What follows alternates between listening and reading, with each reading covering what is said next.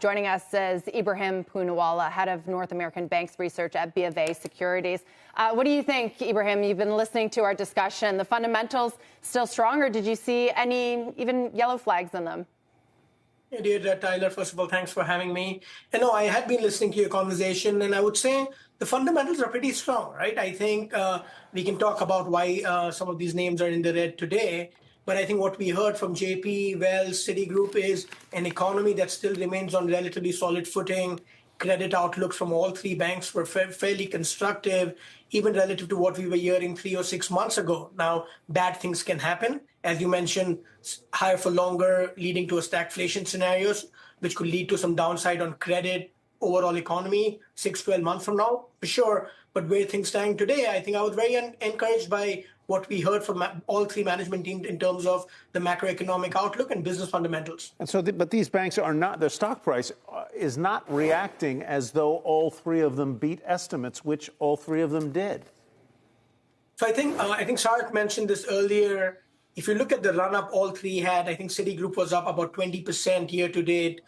Both JP and Wells had pretty significant moves. So I think what you're saying is, particularly a name like JP Morgan, it's been a higher for longer winner. I think the stocks had a phenomenal last 12 months or the last couple of years. And I think positioning was pretty tight. And I think it was crowded going into the print.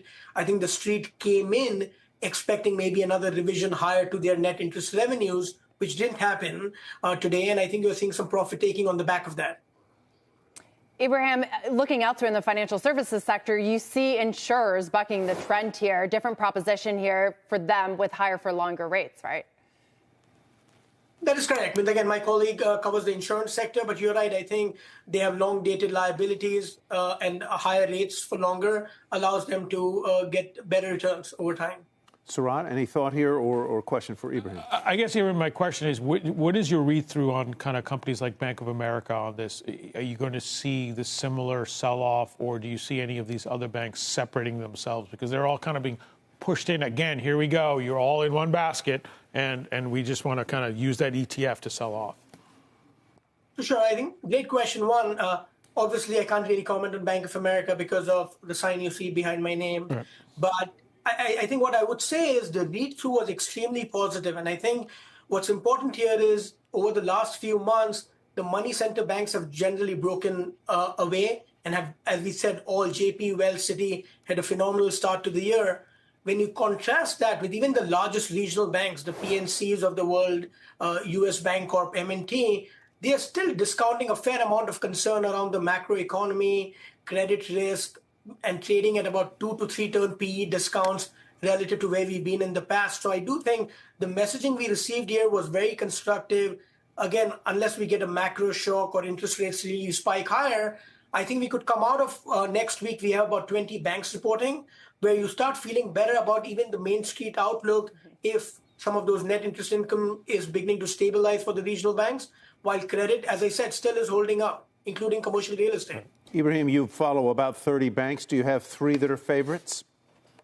Absolutely. So I think Wells Fargo, it's a name that we've liked. We continue to like that, both in terms of its idiosyncratic drivers around capital. You saw them buy back $6 billion in buybacks in the first quarter. They still have significant runway there. I think in terms of growth opportunity, that's a bank that has a significant runway. You all were discussing about capital markets. That's a business their CEO, Charlie Schaaf, talked about during the earnings call. So Wells is a name that we've liked. We continue to like both in terms of the macro trends as well as idiosyncratic self-help. Citigroup is another name. I appreciate the stocks had a pretty strong move, but we do believe actions taken by Jane Fraser in turning this around, reversing what's 20 years of mismanagement is finally beginning to take shape. And the other one I would call out would be Truist Financial among the large regionals, TFC. They've gone through a muddy merger of equals between SunTrust and BB&T. They've had 3 to 4 years of stumbles, and I think management is beginning to get things back on track. So it's a discounted stock, but in good markets, plenty of capital and liquidity at its disposal. Yep.